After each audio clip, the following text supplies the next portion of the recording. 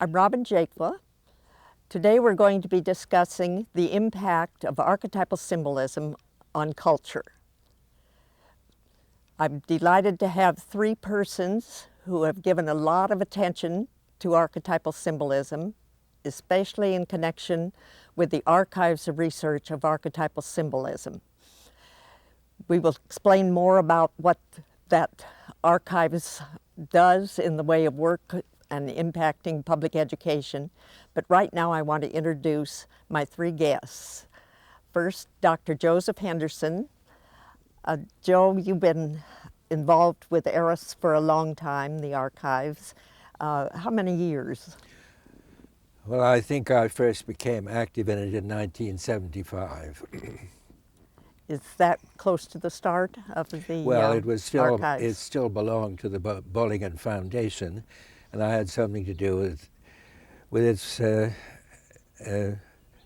move from that to the New York Foundation, which was then being founded.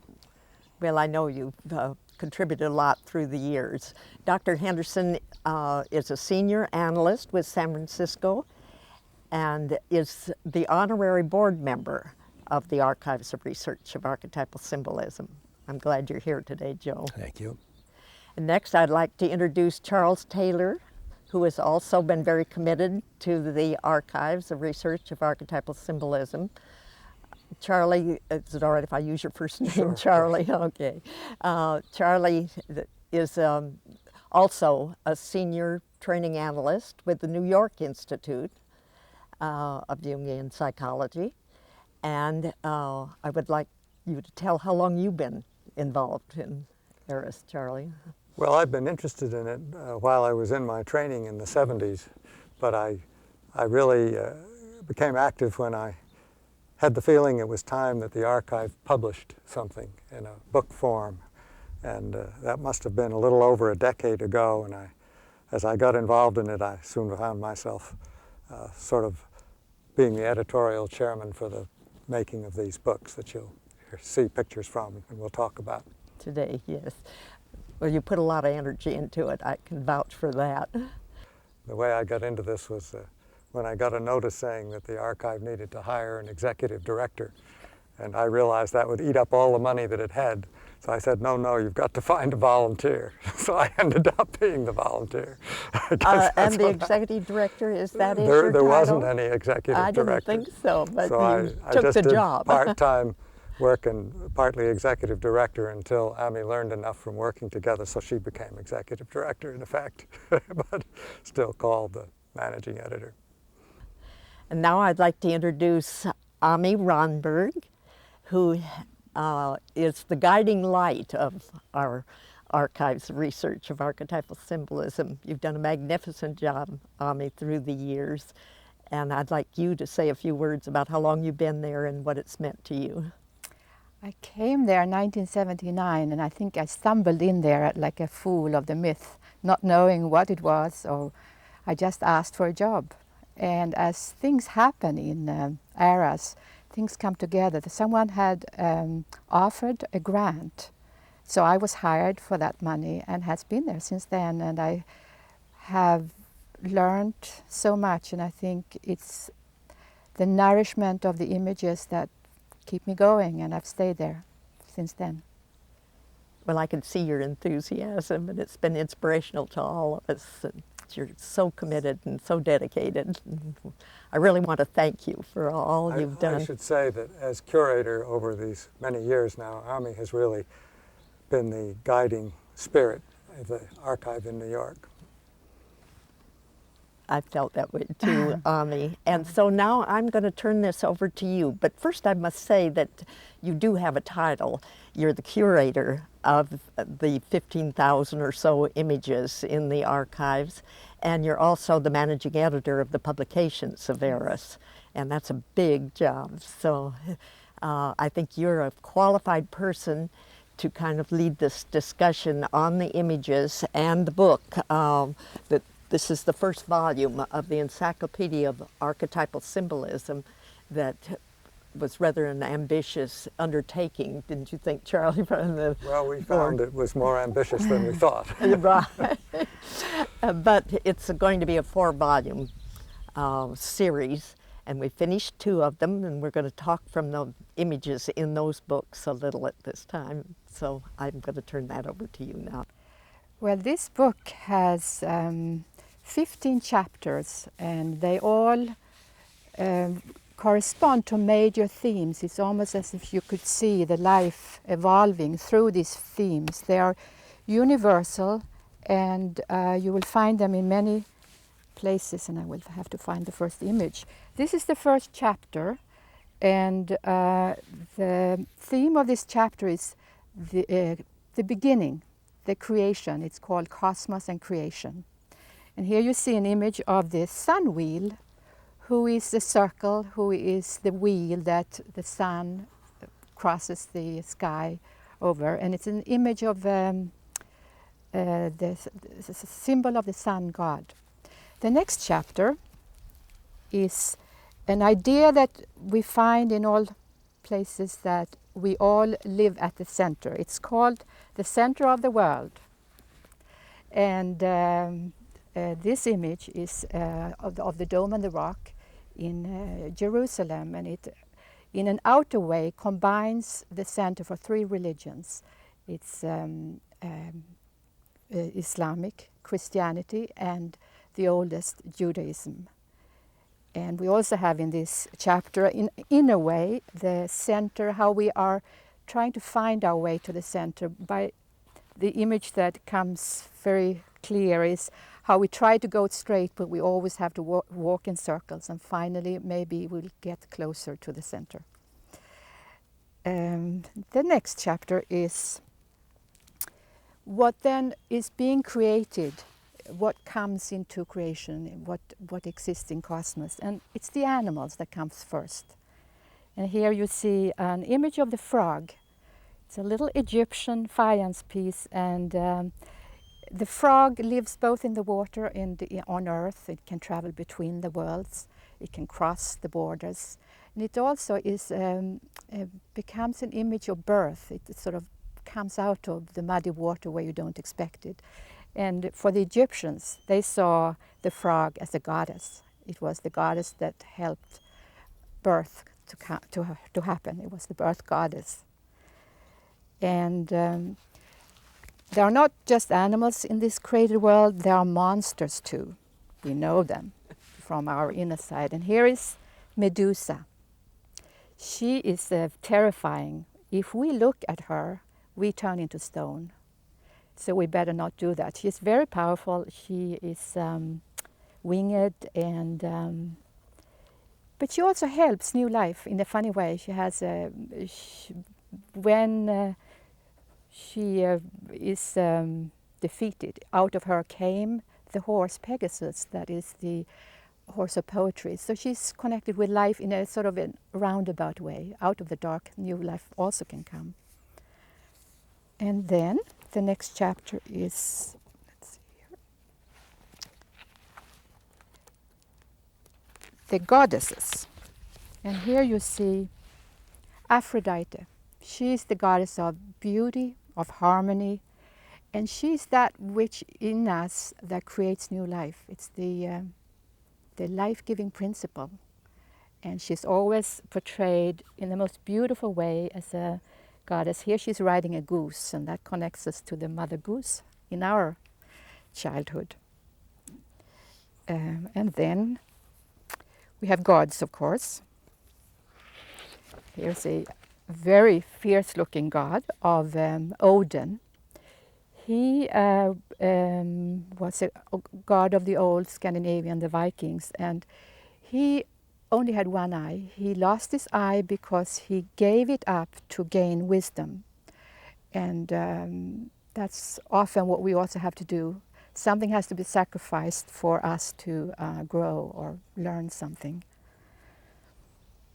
Then we've seen sort of the masculine and the feminine principle, and here they're coming together in the next chapter, which is the sacred marriage. You can look at it as man and woman, or sky and earth. And you see them here. This is the Navajo sun painting, and the father sky, and you see the stars on the body, and Mother Earth, where the plants are growing out of her body. So when after following the sacred marriage then comes the child. This is the theme, the new life that comes out of that. And here is an image of a child, the divine child. That's saying something, that's something in us also. We have a child in us, not just outer physical children, but that's where we get the image from. And here is Kobo Daishi from Japan, and he was the founder of a new Buddhist sect. After the child is born, he grows up, and in mythical ways he can become a savior. No, at first he can become a king, actually. That's the chapter before. And that's also an image. We all have to have a ruler inside us. It's not just an outside king. And this is an image of the crown, which symbolizes kingship. And it's the order and the law. And this is a Torah crown. So in religious terms, we also have to have a royal principle that the crown symbolizes. And after that comes the image of the Savior. This is another form or another aspect in our life. And it's Buddha Maitreya, the Buddha of the future, who gives hope.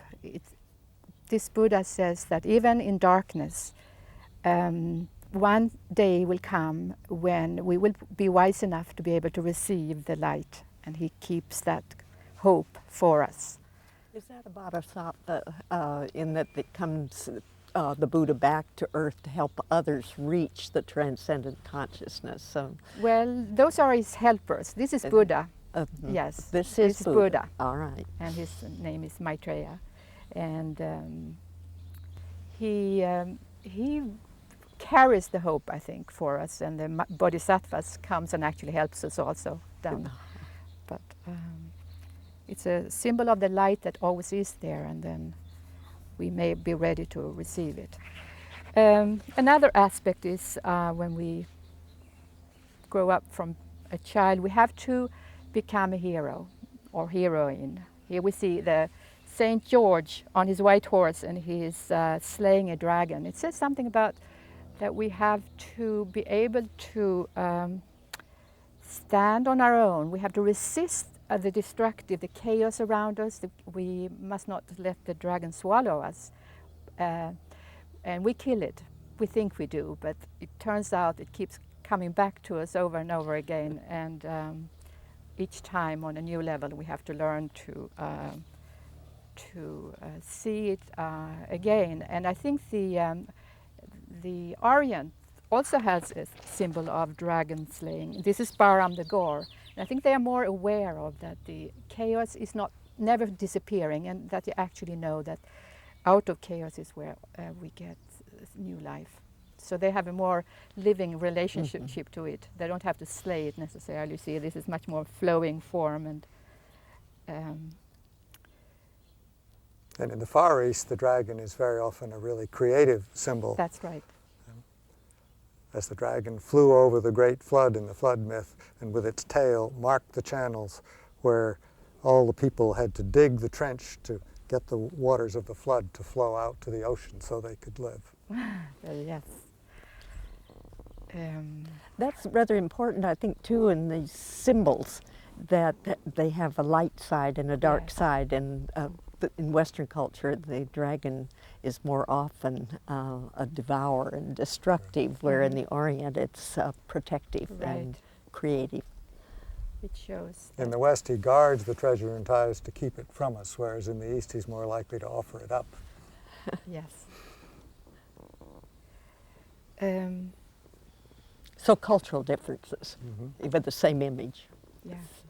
And I think when you've been able to both do live according to the Western way and the Eastern way, you are able to reconcile and stand sort of grounded in a place of conflicts. And so the next chapter is called Reconciliation and Duality. And here you see two snakes from a tantric manuscript. And here is the balance. They're keeping the negative and the positive sides are in balance in this image. And this is when new things can emerge. This is almost like a marriage on another level. You have the masculine, the feminine, the sun and the moon, you know, the two principles. And here they are balanced. And what comes out of that is a child in another form. It's often a revelation of some kind, which is the next chapter. And here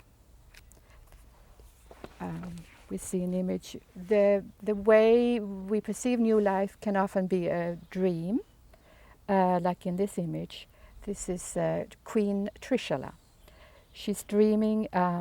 She has. You can see all the 14 dreams she has, all the images in her dream, and the dream is telling of a new future savior who's going to be her son.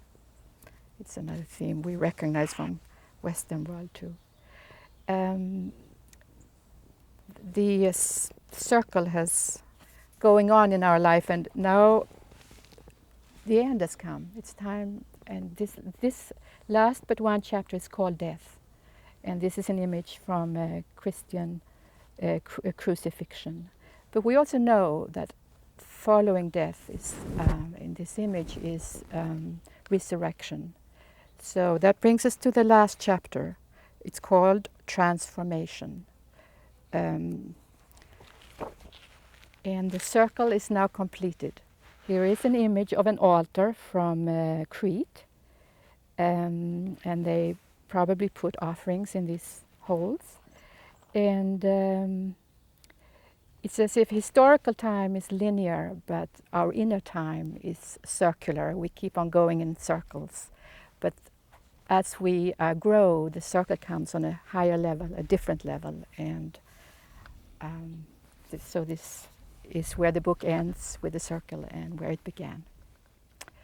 So I've shown some of these images, and I would like you, Joe, to help us understand in more theoretical terms what an archetype or a symbol is.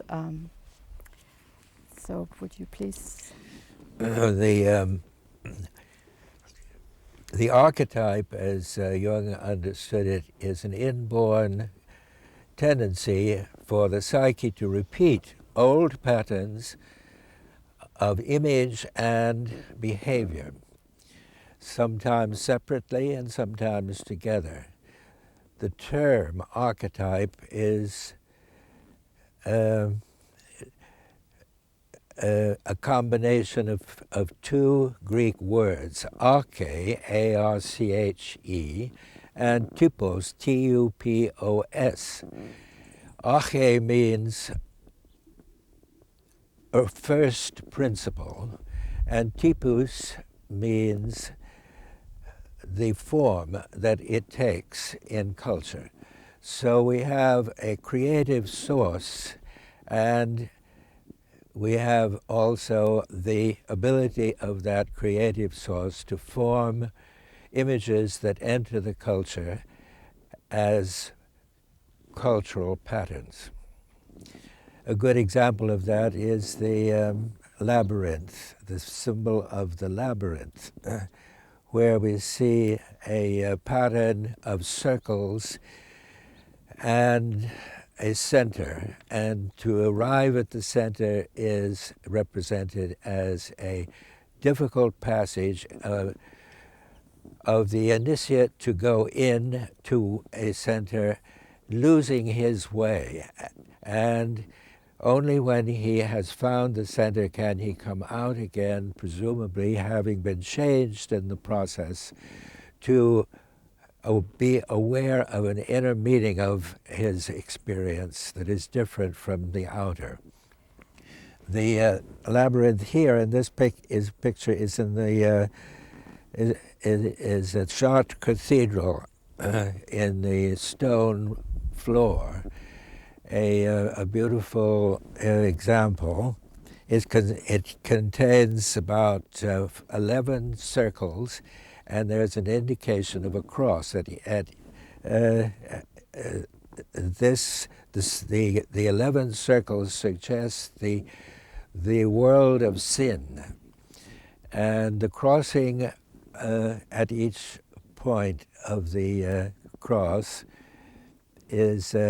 represents the ability to meet that difficulty of sin by an appeal to the spiritual principle of Christianity, which is represented by the cross. The center has a flower, which is associated with the Virgin Mary. Chartres Cathedral was considered to be a cathedral that was specially careful to make the Virgin Mary the important spiritual principle. Unlike other cathedrals where Christ or other saints have been this important figures. The reason that the flower in the center is said to be associated with the Virgin is that she is the goddess of compassion in the Christian sense, and that spirit of compassion allows the person experiencing the labyrinth to feel that he has overcome the temptations of the world and of sin by a journey to the center of this spiritual principle. It is sometimes called the journey to Jerusalem, which means that it was like a journey, an inner journey for reconciliation and spiritual enlightenment. Thank you, Joe. I think what you talked about was the heavenly Jerusalem that you were going towards. And I want to ask you, Charlie, to talk about another image in the same chapter, the center of the world, which is the image of the Dome of the Rock in Jerusalem. Yes, I think what I'd like to talk about is my own experience of the Dome of the Rock, which had, for me, a remarkable impact, both as an image of the spiritual meaning, but also very much as an image of conflict in this world. The Dome of the Rock, as most of you know, I'm sure, sits on the top of the Jewish Temple Mount. The temple was destroyed in the year 70 of this era when the Jews tried to defend it against Roman attack. And the Romans withheld destroying it as long as the generals thought the emperor could bear it. And finally they had to destroy it to dislodge the defenders. And so it remained for several centuries just the foundation of the great Jewish temple called the Temple Mount. And then when the Muslims conquered Palestine, they very promptly built this great mosque at the end of the 7th century. Now, what makes that mosque present there in their tradition is that underneath it, and indeed right in the center of it, underneath the dome, which is then surrounded, as you can see implied in the picture, by two circumambulating walks with pillars. So you can go around it. There's this great brown rock, which makes an enormous impression on you because it is actually right out of the foundation of the mount itself. And it's the rock on which, in the Jewish tradition, Abraham is presumed to have been about to sacrifice Isaac when the Lord told him, no, you don't really need to do that. You've proved yourself. So here's a sheep instead. And so that's very sacred in the earliest parts of the Jewish tradition, which are, of course, underlie both the Christian and the Islamic tradition. But for Islam, this particular site in Jerusalem as a whole, and the Dome of the Rock in particular, became the third most sacred site in Islam. After Mecca, where the great black rock, the meteorite in the Kaaba is, and Medina. where Muhammad was particularly active. And so it grew up around this site, the legend for the Muslims that this was the place from which, this very rock, from which Muhammad ascended for his night conversation with God. Very famous piece of mythologem or living history for the Muslims. And so on this site and in this place there is this tremendous sense of the whole history of the relationship between Judaism, Christianity, and Islam. Indeed, the Christians left the site destroyed during the centuries when they controlled it after the Roman emperor was converted, Constantine, to Christianity. The Christians, of course, controlled part of Palestine until the Muslims took it back. And they thought it was just fine that the Jews had been defeated there, and so they would leave it as it was, barren.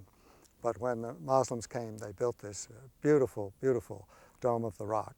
So my experience when I went there was one of a tremendous sense of both the sadness in the destruction of the great Jewish temple, the sadness in the sense of a tremendous loss that the Jewish tradition had in having been defeated and lost their great temple, and then having had a contrary religion, from their point of view, build a temple on top of it, until they then reconquered Jerusalem just recently in the 1967 war, and then excavated, indeed, around the foundation of the old temple to find, in fact, here was the true foundation, where now is the very sacred Western Wall, sometimes called the Wailing Wall, where the Jews worship, right at the foundation of the Temple Mount, on top of which is the Dome of the Rock. And so it gives you a tremendous sense that one has all through Palestine, but especially in Jerusalem, of the conflict between among the three great Western religious traditions, where you can almost smell the blood in the soil. There's been so much combat. The Crusades, of course, were back and forth over retaking Jerusalem. And there's a tremendous sense of tragic suffering and the tragedy of the loss of the most sacred temple in Judaism, compounded then by the absolute awe and wonder that you have when you see this magnificent structure and go in and find that it protects this ancient, ancient symbol of both Judaism and Christianity as Abraham's rock.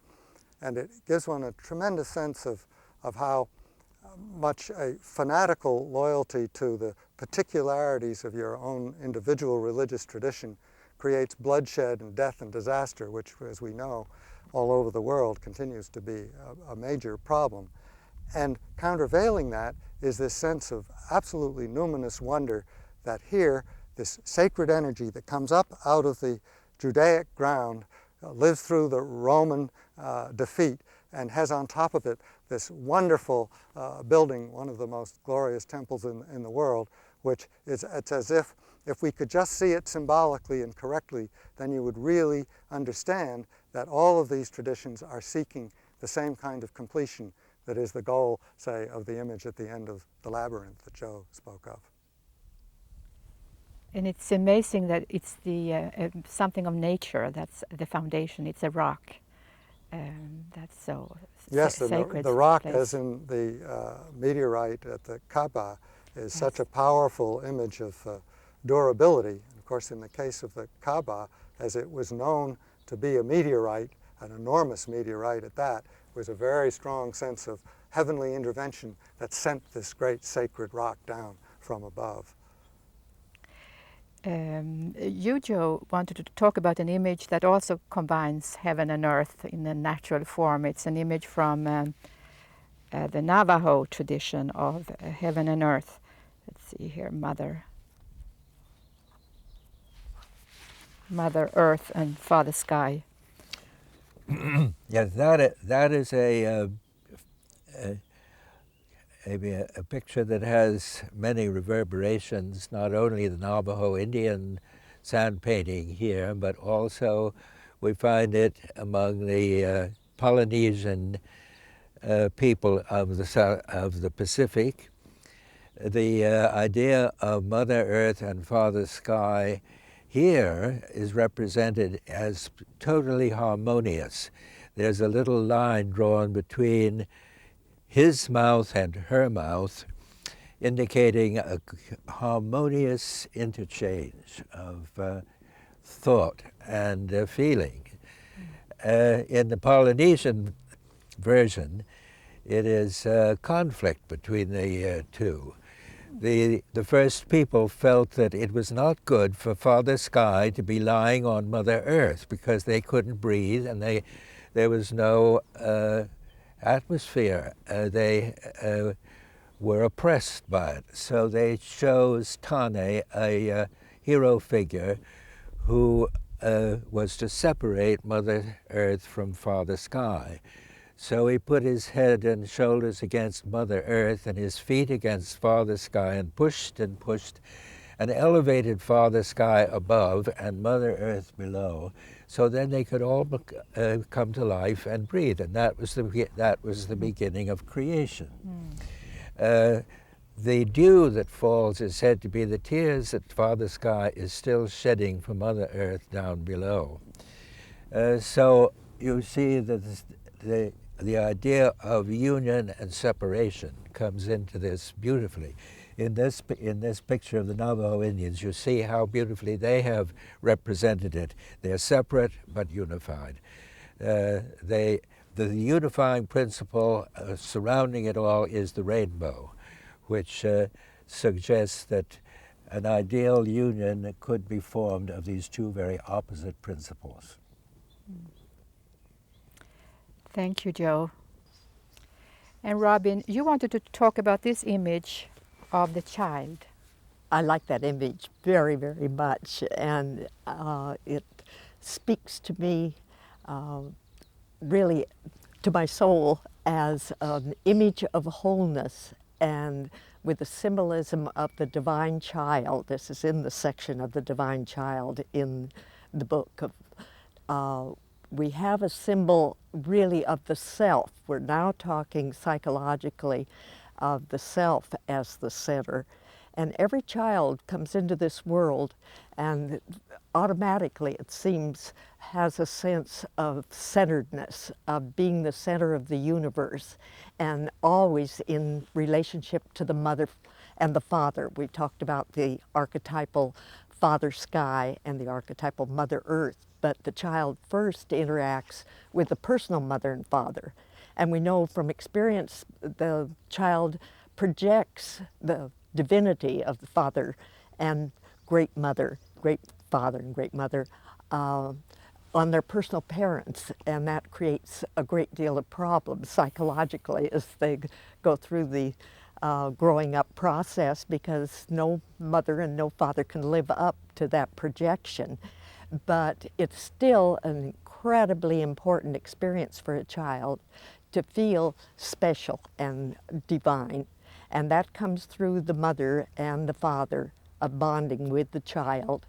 And this particular image was created in, I believe, the 8th century, a Japanese painting that carried this symbolism of the importance of the divine child. It's interesting to me to think that in the Western culture, we were in the Dark Ages, but in the Orient, they kept alive this symbolism of wholeness, of oneness. That's in your Taoism, and then went on into that, infiltrated into Japanese religion and the natural religions of Japan that preceded even Buddhism, but the Zen Buddhism of the Japanese. But it's really an image of the quietness, the contemplation, the meditation, the centering. We've talked a lot today about centering, but a child, if you watch children in play, they will draw a circle around themselves if they have a stick, and they have a magic circle, and they will draw mandalas just naturally in their sand trays and in their playing and their spontaneous art, because they seem to have an intuitive sense of the importance of being centered within the oneness of the archetypal universe. And the oneness is always, universally, from the time of cave paintings, the circle, or in this case, a sphere. I look at this more as a bubble. And I looked up in the dictionary what a bubble meant, and it said something to burst. Well, I don't think that's what we're talking about today.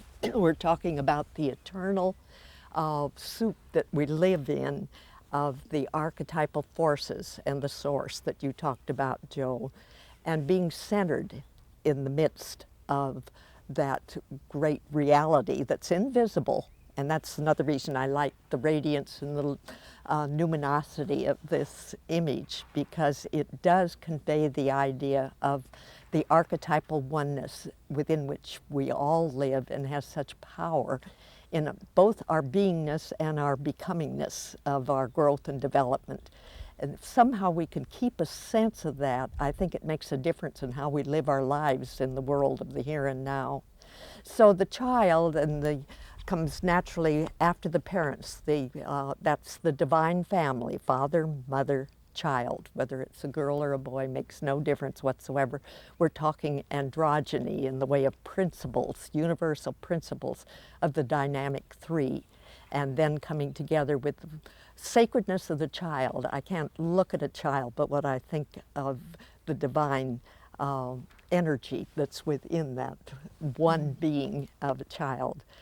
Maybe it's interest to you that I got my degree as a nursery school teacher and have worked most of my life with emotionally disturbed children. And as I work with images and in the sand tray, is to see those children get back have a sense of their wholeness and their oneness is centered within really a divine place. And the lotus, of course, for the Orient is always a symbol of the self, the wholeness of the self in foundation of the place where you can really be.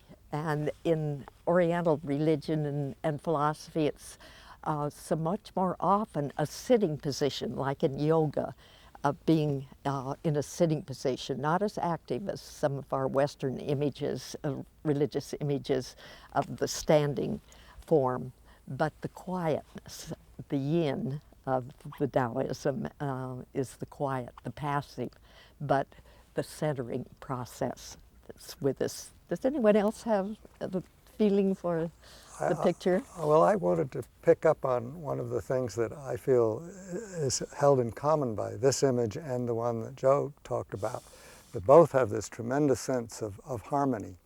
And it occurred to me to make the connection, especially when you spoke of bubble, because part of what we love about bubbles is the way they refract the sunlight, and you see the whole spectrum of the colors in the bubble. And that's a part of what Joe mentioned is there in the other image that depicts and emphasizes the harmony between mother and father in the image of the rainbow, where you get the separation of the colors as an image of a differentiation of feeling, which makes for the full range of the harmony that you have in both images.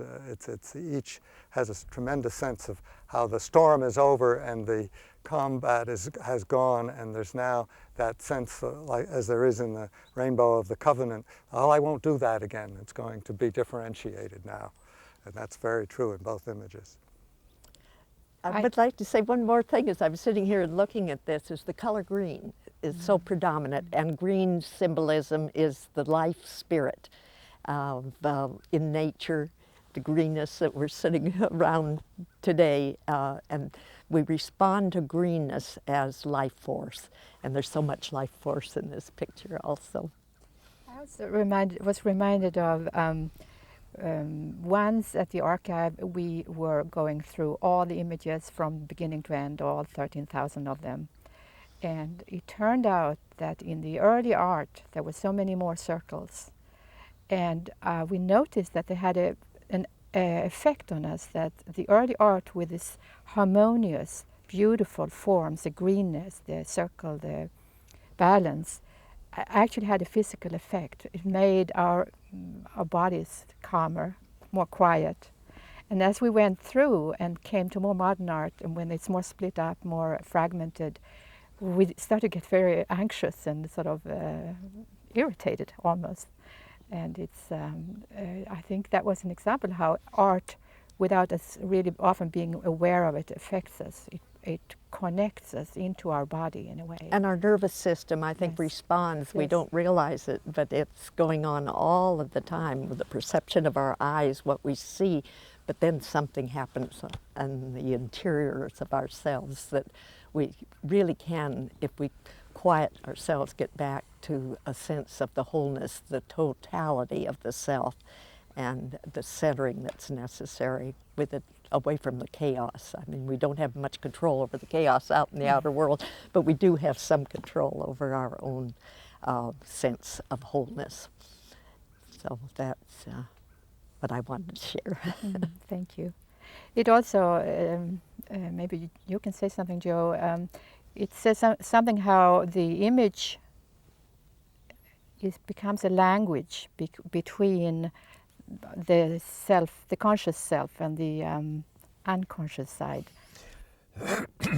Yes, our interest in these images is that they are like a language. They tell you something that the words couldn't possibly do.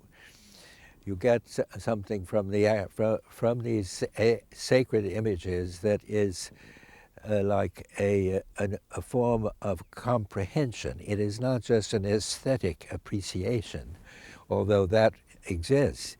It is a comprehension of the meaning that cannot be put into words. It reminds of Lao Tzu saying that the Lao that can be spoken of is not the real Tao. The real Tao cannot be spoken. It can only be felt. It could be perhaps represented figuratively, as it often is in Oriental art, and especially in the Tai Chi symbol. So that is what makes the whole archive so meaningful, is that we can learn a new language.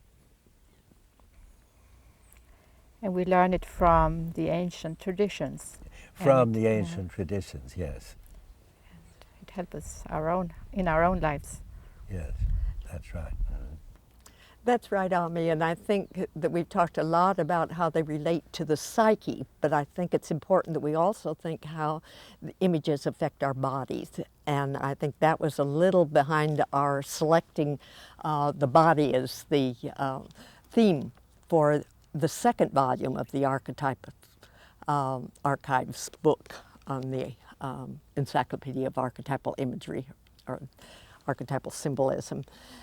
The preface of that book was written by Charlie Taylor, and I like so many parts of that, Charlie. I want to tell you that I think you did a magnificent job. But the one I want you to focus on today, if you don't mind, is a paragraph or a few sentences on the second page of your preface. And it gives an example of how important these symbols and the symbolic attitude is. So I'm going to read from this paragraph.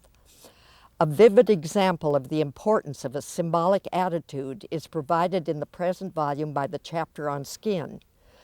Two images in particular evoke the vital issue of the projections we make onto differences of skin color, light and dark, white and black.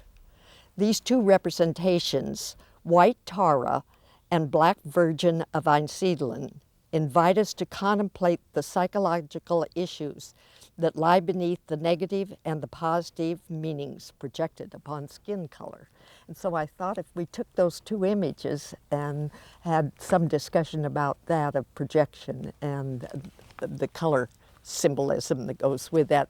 Ami, could you show the pictures of the White Tara and the Black Madonna of Einsiedeln?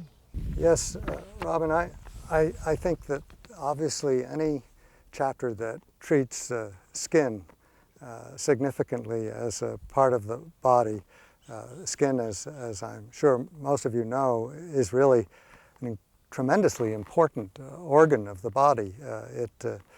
It protects us from the world, it holds our interior together, it keeps alien invaders mostly out. It's an organ that altogether weighs somewhere between 6 and 10 pounds. And of course, as we all know, it comes in various colors. And that fact has been both a variety of life that is stimulating, but it also stimulates projections onto what different colors mean.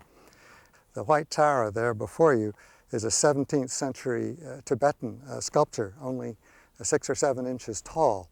It's a wonderful piece of work in which it shows the Tara, who is a very well-beloved incarnation of the feminine side of Buddhism.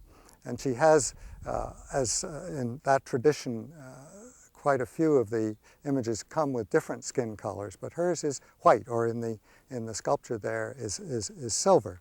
And so it invites us to think about what the whiteness means. It's actually really, in this case, the color more of moonlight than of brilliant illumination like our sunshine here. But it's the moonlight that enables you to see in the dark, so that it associates, as light always does, with seeing, with perception, with awareness.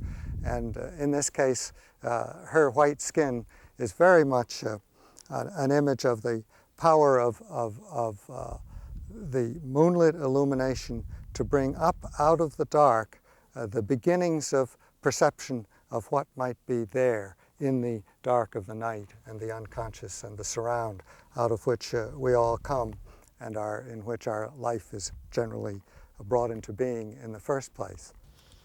Well, and the second image that we have here, the Black Madonna, can you turn to that?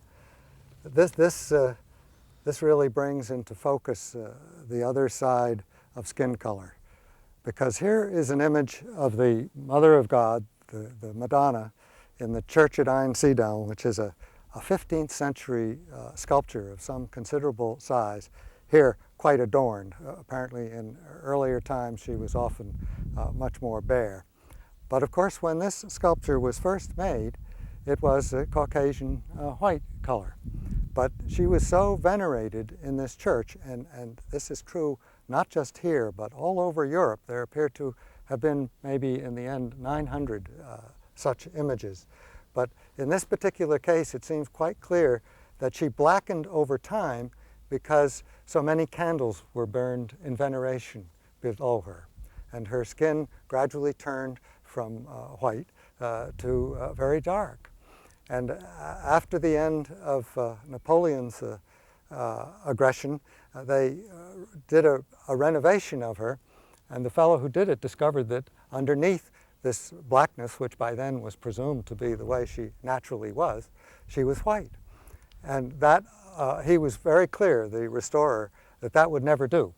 So he in fact painted her skin black again, though he left her eyes white. And that didn't go down too well, apparently, with her public, and so even they, as you can see in the picture, were painted black.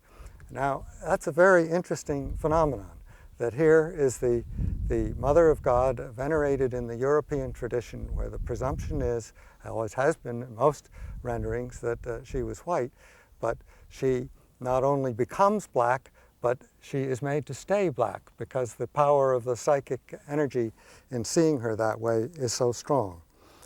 It's a very fascinating contrast because, as we know from our own experience today, it is so easy to make negative projections onto what is dark, what is black, what associates with the night, with when we can't see, with when we don't know what's going on, with when we're afraid, with the coming of death out of the darkness.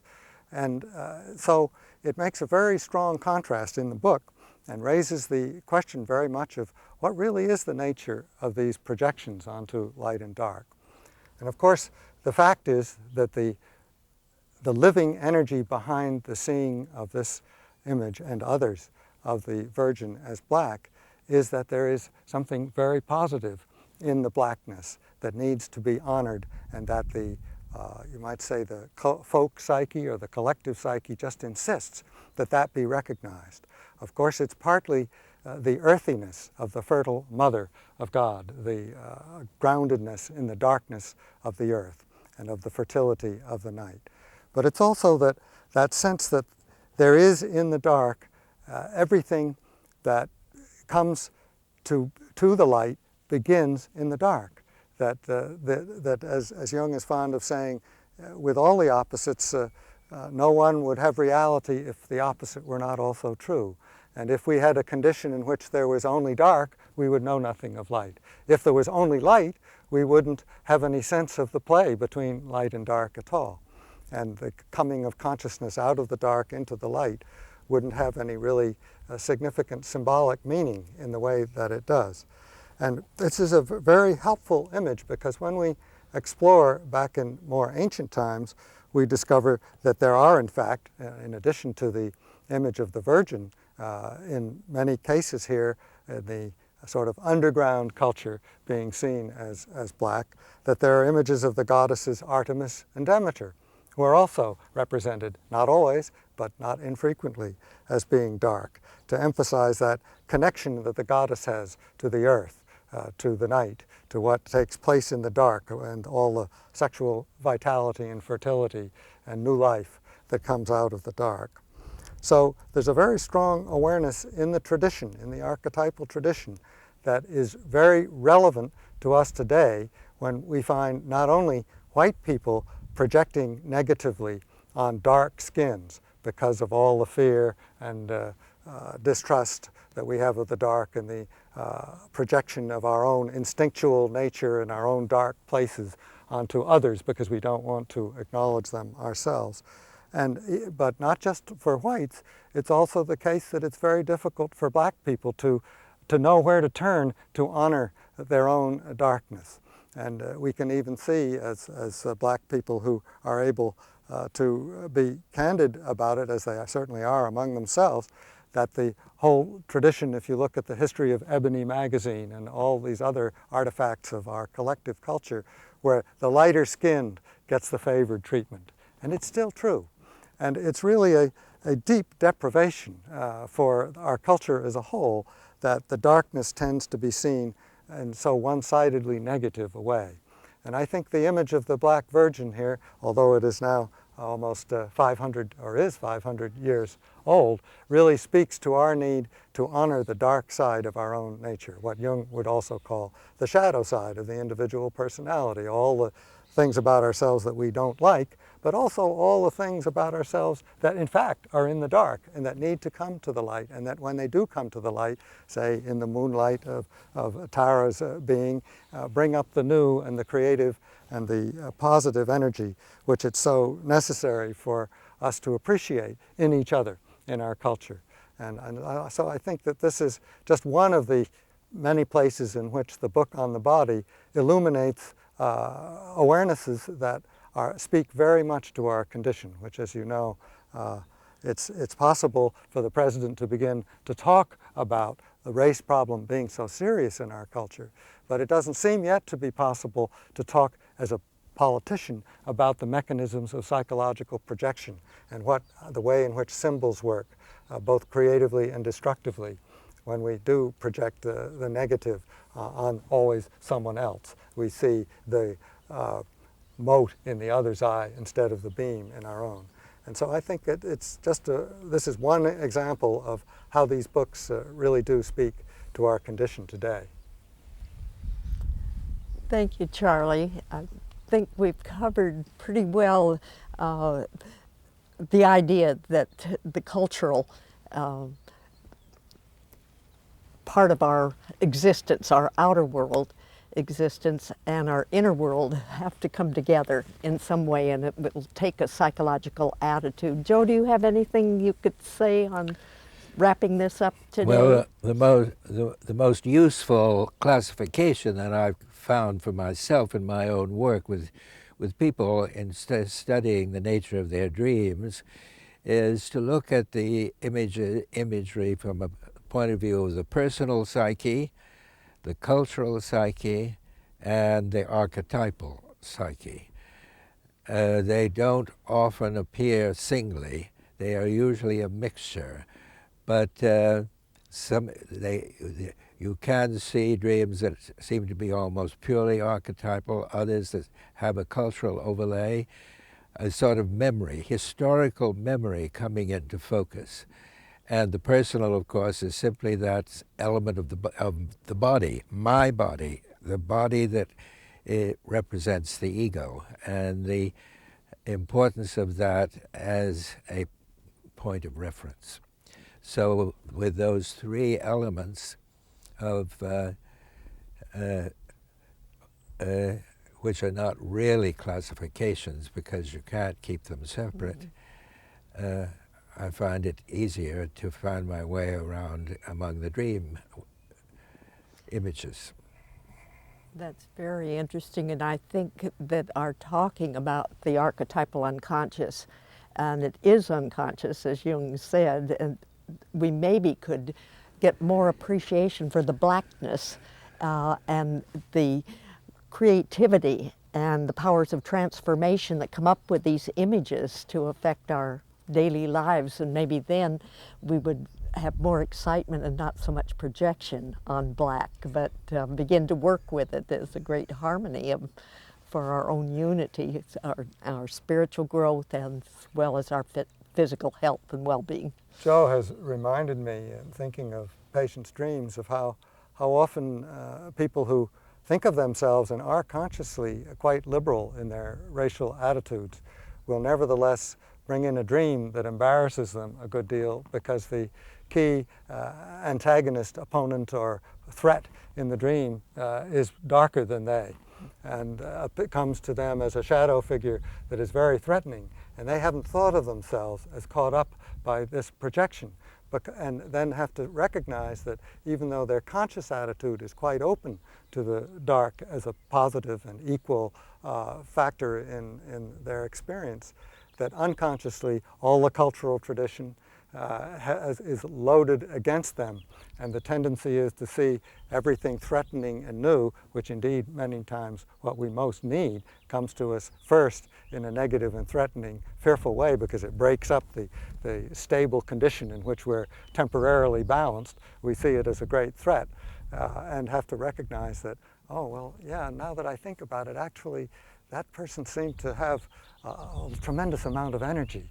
And actually, they were singing really beautifully. And, well, maybe, yeah, I didn't like it much, but, well, maybe there is really something there. And it begins to open the possibility of letting in something new from the other.